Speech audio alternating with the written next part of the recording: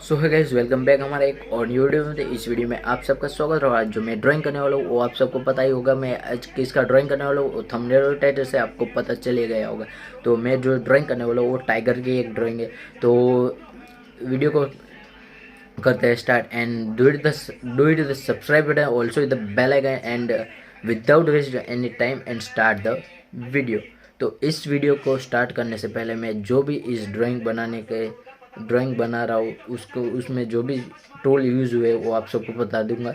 And video आप सबको पसंद है तो वीडियो को लाइक एंड चैनल को सब्सक्राइब कर दे। तो ये मेरा 2023 का फर्स्ट वीडियो एंड आपको अच्छा लगेगा।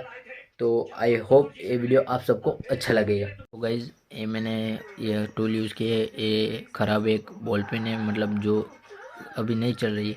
तो इसका यूज़ कैसे होता है वो मैं वीडियो में बताऊंगा। एंड ये अप्सरा की HB पेंसिल है, ये 4H पेंसिल है, ये 2B है एंड 10B है एंड 4B है। और ये मैंने टोम्बो मोनो इरेजर जो आता है वैसे ही मैंने एक होममेड इरेजर बनाया है एंड नॉर्मल सा शार्पनर है। तो ये टूल मैं यूज़ करने वाला हूँ अभी जो ड्राइंग करने वाला हूँ उसमें। तो एक मेरे पास जो पेंसिल थी वो है 8B की। तो जो ये वाली है तो ख़त्म हो गई है। एंड वीडियो को करते हैं स्टार्ट।